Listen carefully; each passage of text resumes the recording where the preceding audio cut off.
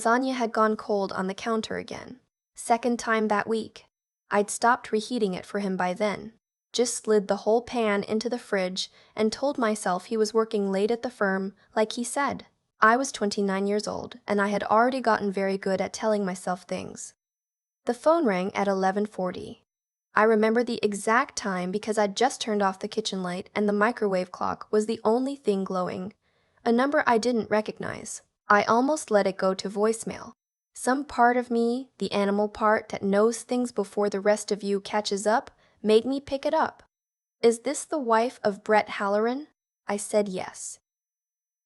The woman on the other end was a nurse at Mercy General. She told me my husband had been brought in by ambulance about 40 minutes earlier and that I should come right away. I asked what happened. She got quiet in that careful, trained way and said the doctors would explain when I arrived. I grabbed my keys off the hook and I didn't even change out of my slippers. I drove across town with my hazards on for no reason, just flicking them on and off like a crazy person at empty intersections. When I got to the ER, my mother-in-law was already there. I want you to sit with that for a second. The way I had to. Because I didn't understand it at the time, and it took me 3 more days to understand it, and when I finally did, it broke something in me that I'm honestly glad got broken. She was already there, standing at the nurse's station in a coat over her nightgown, her hair done, lipstick on. She'd had time to put on lipstick, and she looked at me when I came running through those automatic doors, and the first thing out of her mouth, before "I'm so sorry," before "he's gone," before anything a mother should say, was, "We need to talk about the arrangements." And about money. I thought I'd misheard her. I said, "Where is he? Is he okay?" And my sister-in-law, who'd been sitting in the plastic chairs the whole time, stood up and said, "Flat as a parking lot, he didn't make it." Like she was reading it off a sign. He didn't make it. My husband, 33 years old, ran 4 miles every morning. Didn't make it. A heart attack, the doctor told me later. In the little room with the box of tissues already set out, which I guess they keep stocked. Massive. Probably gone before the ambulance arrived. He said it gently and he used the word sudden 3 times like it was supposed to comfort me. And then he hesitated. This kind young doctor with tired eyes, and he asked if I wanted to know where Brett had been when it happened. The way he asked it, I already knew the answer was going to take the floor out from under me. Brett had not been at the office. Brett had been at an apartment on Del Mar, in a building with a doorman, in a unit leased to a woman named Corin Vance. The paramedics had been called by Ms. Laffont, Vance herself. She told them she was a close friend. She had not come to the hospital. I sat in that little room, and I didn't cry. I keep thinking people expect that I cried, and I want to be honest with you, because the whole point of me telling this is to be honest. I didn't cry. I felt this strange cold clarity wash down over me, starting at the top of my head, like someone had cracked an egg of ice water over my skull. 3 years of cold lasagna suddenly made sense. The late nights, the new cologne, the gym bag that always smelled clean. The phone he started carrying, face down. My whole marriage reorganized itself in front of me in about 90 seconds. Like one of those optical illusions where you finally see the second picture and you can never unsee it. And out in the hallway, through the little window in the door, I could see my mother-in-law talking to a man in a suit. I found out later he was from the funeral home. She had already called a funeral home. My son had been dead for 2 hours. And she put on lipstick and called a funeral home and gotten there before his wife. She came in without knocking. She had a notepad, an actual notepad with a pen clipped to it, and she sat down across from me, and my sister-in-law stood behind her with her arms crossed, and my mother-in-law said the most important thing first, the thing she'd clearly been turning over in the car on the way. "Brett told me you carry the platinum card, the one with the big limit. We're going to need to use that for everything. The viewing, the casket, the catering for after. Mother wants the mahogany, none of that pressed wood nonsense. We can sort out the headstone next week." I said, "He died in another woman's apartment." And she said, "I will remember this until the day I die." She said, "Well, that's between you and him, and he's not here to discuss it, so there's no use dragging it up now. What matters is we sent him off properly. People will be watching. People will be watching. Not your son is dead. Not are you all right. People will be watching. That was the moment. If you've ever had a moment where you stop being a person, things happen to, and you become a person who does things, you know exactly what I mean. It's very quiet, actually. There's no music swelling. I just looked at this woman I'd spent 6 years trying to please, this woman whose Christmas gifts I agonized over, whose passive-aggressive comments about my cooking I'd absorbed like a sponge, whose son I had loved and fed and forgiven and forgiven and forgiven, and I felt absolutely nothing for her anymore. The cord just went slack. I need to make some calls, I told her. About the arrangements. She brightened. She actually brightened. Good girl. I knew you'd come around. Get the catering sorted first. The Pattersons cancel if there's no real food. I went out to my car in the parking garage, and I sat there in my slippers, and I did not call a funeral home. I called the 24-hour line on the back of my American Express. I'd had that card for years. It was in my name, opened before I ever met Brett, when I was 23 and selling commercial real estate and doing well for myself, which is a thing I'd let everyone in that family forget about me. I'd let Brett become the story. I'd let his job, his ambitions, his family take up all the oxygen, and somewhere in there I'd stopped mentioning that the down payment on our house came out of my commissions, not his. I told the man on the line I needed to report potential fraud and cancel my card immediately. He asked a few questions. I answered them. Within 4 minutes, the card that my mother-in-law was planning to bury her son with was a dead piece of plastic. Then I made a second call to a woman named Tess Okonkwo, who'd been my real estate mentor a decade earlier and who now ran her own brokerage. It was nearly 1 in the morning. She picked up on the second ring, because that's the kind of person she is. I said, Tess, I need to sell my house, and I need you to tell me everything I should and shouldn't do before anyone in my husband's family realizes what I'm doing. And there was a pause, and she said, Honey, what did he do? And I started laughing. This awful cracked laughing, and that's when I finally cried. Here's the thing nobody tells you about the days right after. They are an administrative nightmare, layered on top of grief, and the two things have nothing to do with each other, and they happen at the same time. I was crying in the shower, and then 40 minutes later I was on the phone with the bank, calm as a surgeon. I'd swing between wanting to lie down in the road and a focus so sharp I could have threaded a needle in the dark. I want to tell you about the money, because in this family, it was always about the money, and I need you to understand it was never about money for me until they made it about money.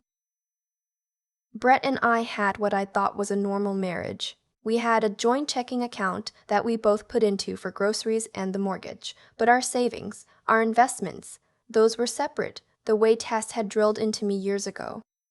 Never commingle everything, she used to say. Love is love, and money is math. I'd kept my retirement, my brokerage account, the small portfolio I'd been building since I was 24, all in my name only. Brett used to tease me about it, call me paranoid, call me his little squirrel. I let him laugh. I kept the accounts separate anyway. That decision, made by a younger version of me, who I now want to hug, is the only reason I'm telling you this from a good place instead of a homeless shelter. What I learned over the next week, going through his things, was that Brett's separate finances were a disaster. He had a heart attack at 33, and the autopsy of his bank accounts wasn't much prettier. He'd been paying Corinne Vance's rent on the Delmer apartment for 14 months, $1,800 a month. There were charges at restaurants I'd never been to. A weekend in Asheville I'd thought was a work conference. A tennis bracelet from a jeweler downtown that had absolutely never touched my wrist. He had a credit card I didn't know existed, maxed near $9,000. And this is the part that I think about most. He had borrowed $40,000 from his parents 2 years prior. His mother brought that up to me on day 3, like it was my problem now. He owed us $40,000, she said, sitting in my kitchen, uninvited, with my sister-in-law beside her and a man I'd never met who turned out to be her cousin, some kind of paralegal, brought along for muscle. And there's the funeral, which you've apparently sabotaged with this card nonsense. So between the debt and the burial, we're looking at you for about $65,000. We'd like to keep this civil. As if the 4 of them showing up in my house, the house I'd put the down payment on, was civil. As if there was anything civil about the math they'd done over my husband's body. I made them tea. I want you to know that. I made them tea, because my mother raised me right, and because I'd learned that the calmest person in the room is the one who controls it. And while the water boiled, the cousin paralegal slid a piece of paper across my own kitchen table, a kind of homemade promissory thing, and said if I signed it acknowledging the debt, we could avoid involving lawyers. I poured the tea. I set the little cups down, and I said, "Can I ask you all something? When Brett was alive, did any of you ever wonder where his money actually came from?" Silence. Because his salary was $81,000 a year. I know because I did our taxes every year alone at this table, and he was paying $1,800 a month for an apartment none of us are supposed to mention, and a bracelet I never wore, and Asheville, and $9,000 in credit card debt, and he still came to you 2 years ago to borrow $40,000. So I'm genuinely asking, where did you think the money was coming from to keep this house with this kitchen that you're all sitting in right now? My mother-in-law's mouth opened and closed. It was me, I said. It was always me. The down payment was mine. Half the mortgage came out of my commissions. I bought the car your son was so proud of. I am not saying this to brag. I'm saying it because you came into my home to collect a debt, and I want to make sure we all understand whose home it is. The cousin started to say something about marital property and survivorship, and I held up one finger, the way you do to a child, and I said, "I've already spoken to an attorney." Which was true. Tess had connected me with one the morning after Brett died, a sharp woman named Priscilla Adeyemi, who specialized in estate matters and who, when I'd laid it all out for her, had said one sentence that I taped to my bathroom mirror. "You are responsible for your husband's debts only where you co-signed, and you did not co-sign your mother-in-law's grief." I told them. That afternoon in my kitchen, the truth as my lawyer had explained it. Brett's debts died largely with Brett, absorbed by whatever estate he left, which was mostly debt itself. The $40,000 they'd lent him had no contract, no note, nothing in writing. His mother admitted, almost proudly, that they'd done it on a handshake because that's how family does things. I told her I was very sorry, that the handshake had been with a man who was now gone, and that I was under no legal obligation to honor a verbal agreement I'd never been part of. As for the funeral, I said, they were welcome to bury him however they liked in whatever wood they preferred, with whatever catering kept the Pattersons from leaving early. I just wouldn't be paying for it. "He was your husband," my sister-in-law spat. "He was," I said. "He was my husband, and he died in Corinne Vance's bed on Delmer Avenue while I kept a dinner warm for him. So you'll forgive me if I don't feel the pull of tradition quite as strongly as you'd like." They left. Not quietly. There was a lot said on the way out, words I won't repeat because they don't deserve the space, but they left. The house sold in 19 days. Tess priced it to move, and it moved. I stood in the empty living room the afternoon before closing, the room where I'd hosted 6 years of strained holiday dinners, where my mother-in-law had once told me my turkey was ambitious, and I felt the strangest thing. Not triumph. Not even relief, exactly. Lightness, like setting down a bag you've been carrying so long you'd forgotten it wasn't part of your body. I learned later that they did bury him. The mahogany casket, apparently. I heard the catering was nice. I didn't go. I sent flowers, white ones, with no card, because some part of me still loved the man he'd been before he became the man who died on Delmar Avenue. And that man, the early one, the one who used to drive 2 hours just to bring me soup when I was sick, that man I let myself mourn, privately, on my own schedule, with no one watching, because here's what I figured out, sitting in that parking garage in my slippers at 1 in the morning. My mother-in-law was right about exactly one thing. People had been watching. They'd been watching me for 6 years, watching me shrink, watching me apologize, watching me pay and smile, and pay and smile. And the day I stopped performing for them was the day I finally got to find out who I actually was. I moved 2 states away. I went back into real estate, my own name on the sign now. I bought a small house with a yellow door and a kitchen I cook in for nobody but myself, and the friends I'm slowly learning to let back in. Corinne Vance, last I heard, lost the Delmar apartment within a month. The rent had a way of disappearing once Brett did. And the $40,000? I never paid a cent of it. About a year later, I got a letter from a collection agency the family had apparently sent on me, and I forwarded it to Priscilla, who wrote them back one paragraph that made the whole thing vanish. "People will be watching," my mother-in-law said. "Let them. I'm not performing anymore." The thing I keep coming back to, even now in this little house with the yellow door, is how long I let myself believe that being good meant being quiet.